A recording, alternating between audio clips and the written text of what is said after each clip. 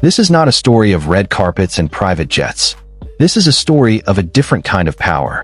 We are talking about a woman who has navigated the most treacherous corridors of American power, who has faced down intimidation with a poised, clipboard-clutching resolve that has become her trademark. This is the world of Kaitlan Collins. But to understand the weight she carries, the respect she commands, and the unique space she occupies in 2026, we must begin not in the glare of the CNN primetime spotlight, but in the quiet, determined heart of a young girl from a small town who dreamed of a life far beyond its borders. Kaitlan Collins was born in 1992 in Prattville, Alabama, a world away from the political frenzy of Washington, D.C. Hers was a childhood rooted in the rhythms of the American South, in a close-knit family where her father ran a car dealership and her mother was a schoolteacher. The luxury here was not material, but one of stability, of love, of being taught the value of hard work and clear communication. From a young age, Collins exhibited a fierce curiosity about the world beyond Prattville. She devoured news, not as a passive observer, but as a detective piecing together a puzzle.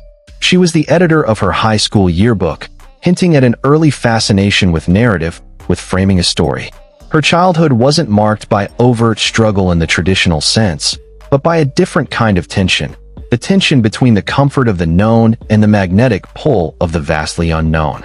Her struggle was the ambition itself, the drive to escape the predictable path, to make a name in a field that felt distant and daunting.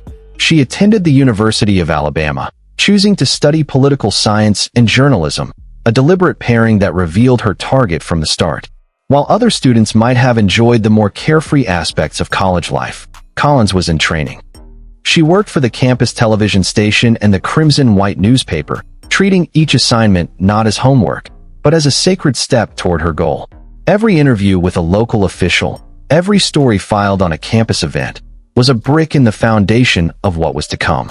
This period was about building the muscle memory of journalism, the relentless follow-up, the fact-checking, the neutral phrasing, the courage to ask. The luxury she pursues now, the influence, the microphone, the seat at the table, is built upon this bedrock of almost monastic discipline in Tuscaloosa. Her break into the big leagues was characteristically unglamorous and brutally demanding. She moved to Washington, D.C. after graduation, taking an entry-level job at the right-wing website The Daily Caller in 2014. This was a calculated, gritty move. The Daily Caller, founded by Tucker Carlson, was a partisan outlet, but for Collins, it was a foothold, a classroom.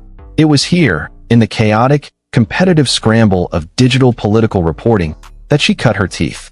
She covered the 2016 presidential election, a baptism by fire that would shape her career. She learned to move fast, to source aggressively, to navigate the surreal and often hostile landscape of Trump rallies and campaign events. The struggle here was multifaceted. First, there was the professional challenge of proving herself in a male-dominated arena, of being taken seriously as a young woman from Alabama. Second, there was the ethical tension of working for an outlet with a clear ideological slant while nurturing her own commitment to straight, factual reporting. She had to develop a professional shell, a way to do the job, get the scoop, land the interview, without surrendering her own journalistic compass. It was a daily tightrope walk. She built a reputation not as a polemicist, but as a dogged reporter who could get answers. Her big break came when she was assigned to cover the White House. Suddenly, the small-town girl from Prattville was in the belly of the beast, facing down the most unpredictable administration in modern history. This was the Forge. The daily briefings under Press Secretary Sean Spicer and Sarah Huckabee Sanders were often theatrical, contentious, and designed to deflect and intimidate. Collins learned to stand her ground. Her questions were direct, specific, and backed by facts. She became known for her tenacity, for asking the follow-up question when others might have sat down, for holding the line when obfuscation was the order of the day. One iconic moment saw her banned from a Trump event for asking a question about a damaging news story, a badge of honor in the world of accountability journalism. This era wasn't just a job. It was a trial by combat that hardened her resolve and sharpened her skill set to a razor's edge. The transition from the Daily Caller to CNN in 2017 was a pivotal evolution. It was a move from the partisan fray to the mainstream spotlight, a validation of her reporting chops over any ideological alignment. At CNN, she was no longer an outlier from a conservative site. She was now a principal correspondent for one of the world's largest news networks. The stakes were exponentially higher, and so was the scrutiny. Her struggle now shifted from gaining access to managing the immense pressure and visibility that came with it. She became a fixture in the White House briefing room, her blonde bob and steady gaze instantly recognizable. She broke major stories, from details of internal administration chaos to pivotal developments in the Russia investigation. She traveled the world with the president, filing dispatches from summits in Singapore and Brussels. But this period also coincided with the most virulent attacks on the press, being labeled the enemy of the people. The psychological toll was immense. The luxury of a normal life evaporated. Every public appearance, every tweet, every word on air was analyzed, criticized, and often weaponized by partisan actors. She had to develop an almost superhuman emotional discipline, learning to compartmentalize the noise and the vitriol to focus solely on the story. This was the cultivation of a profound professional luxury, the luxury of platform. With CNN's reach behind her, her questions carried global weight. A single exchange could lead news cycles for days. But with that power came a heavy burden of responsibility and a constant, unblinking spotlight that few can endure. Now, let us step into Kaitlan Collins' world in the year 2026. She is no longer just a White House correspondent. She has ascended to the pinnacle of broadcast journalism as the anchor of a primetime weeknight show on CNN, following in the footsteps of legends like Anderson Cooper. Her lifestyle is a fascinating paradox, a blend of intense, high-stakes public intellectualism and a fiercely guarded, intentionally subdued private life. The luxury she enjoys is not one of ostentatious materialism, but of profound influence, curated access, and intellectual authority. Let's begin with her professional domain. Her primary residence for much of the week is not a home, but Studio X in CNN's Washington, D.C., or New York headquarters. This is her cockpit, her command center. Imagine a sleek, modern news desk, but behind it, a dynamic video wall capable of displaying data, live feeds, and documents with cinematic clarity. Her anchor chair is ergonomically perfected for the long hours, but the real luxury is the team around her, a dedicated squad of producers, researchers, and bookers who are the best in the business. They work in a high-tech control room, a symphony of urgency and precision, where she is the conductor. For her, the luxury is having the resources to pursue a story relentlessly, to have a research team verify a fact in seconds, to have a producer secure a last-minute guest who is at the absolute center of the day's biggest crisis. Her preparation for her 9 p.m. hour is a ritual of intense focus. Her day likely starts late, after a morning spent reading, not just the headlines, but deep policy papers, long-form analyses from think tanks, and intelligence from her vast network of sources. She will have a series of editorial meetings, often over speakerphone as she is driven from her home to the studio, where the show's architecture is debated and built. Her personal style reflects this duality of high-wattage public presence and private control.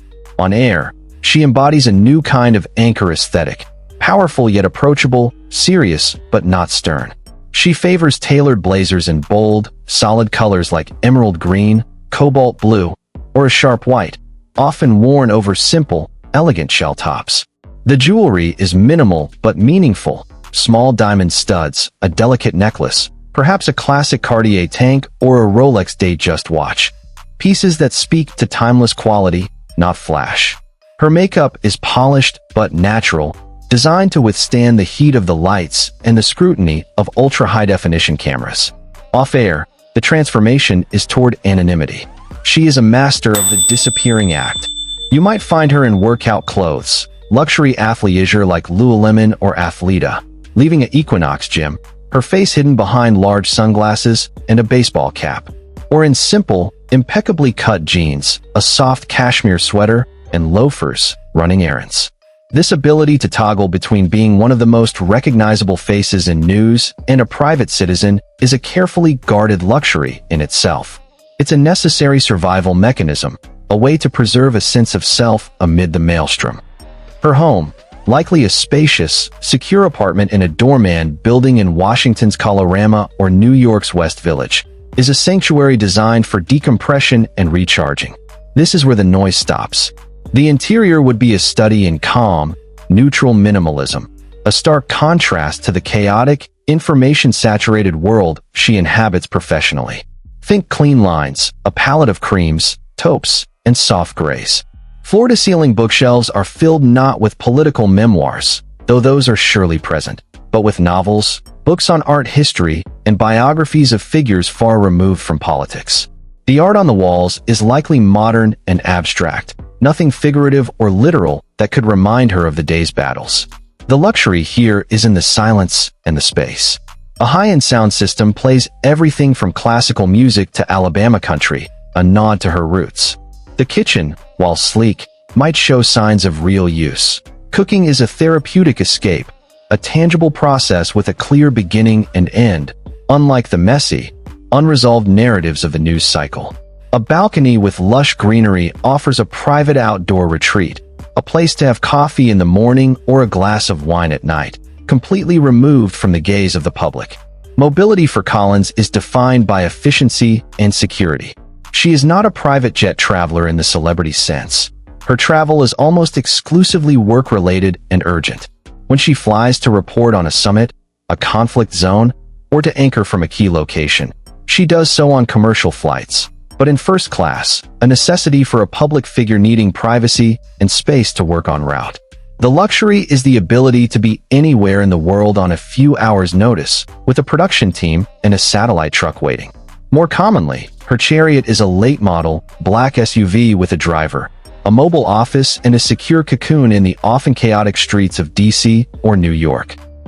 This car is where she takes calls, reviews scripts, and prepares for interviews, the tinted windows providing a moving fortress of privacy. Within it, she has a dedicated Wi-Fi hotspot, charging ports for all her devices, and a small fridge stocked with water and perhaps a healthy, prepared meal from her personal chef. Another key luxury for someone with an unpredictable schedule. Now, let's talk about the true currency of Kaitlan Collins' 2026 lifestyle: access and intellectual capital. Her network is her most valuable asset. Her phone contacts include sitting senators, cabinet secretaries, foreign leaders, intelligence officials, and the most influential thinkers across the political spectrum. A text message from her is not ignored. An invitation to appear on her show is a calculated decision for any newsmaker, as it guarantees a serious, substantive, and highly watched forum. She hosts off-the-record dinners at upscale but discreet restaurants like The Grill in DC or Carbone in New York, where she can listen, probe, and build relationships away from the cameras. These are not social events. They are vital intelligence-gathering operations, exercises in building the trust that leads to exclusives. Her social life is an extension of her professional one, but refined. She may attend the occasional White House Correspondents' Dinner, but more often she is found at intimate gatherings with fellow journalists, authors, and policy intellectuals, where the conversation is the entertainment. The luxury is in being at the very heart of the conversation, of knowing the people who shape history as they are shaping it. The pinnacle of her influence, however, is her primetime hour. In 2026, her show is not a yelling match of partisan pundits. It is a destination for forensic, civil, but unsparing accountability journalism. She has pioneered a format that is both deeply substantive and compellingly televised. She might devote an entire segment to a single line of questioning with a key figure, using documents and evidence displayed on the screen to fact-check in real time. She has the luxury of time, the precious commodity of a full hour to delve into complexity, to provide context, to move beyond the screaming headlines. Her interviews are events because they are unpredictable. She is not there to perform or to pontificate. She is there to elicit information. Guests know they must be prepared, for she has done her homework with a thoroughness that is itself a form of respect. Her show is where political careers can be made or damaged, where narratives are set, and where the national conscience is often pricked. This platform is her ultimate expression of power, the power to frame, to question, and to demand answers on behalf of the public. But perhaps the most profound luxury Kaitlan Collins has carved out for herself by 2026 is the luxury of autonomy and integrity. After years of being in the crossfire, she has earned a degree of editorial independence that is rare.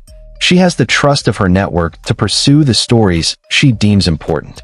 She has built a brand synonymous with credibility in an age of distrust.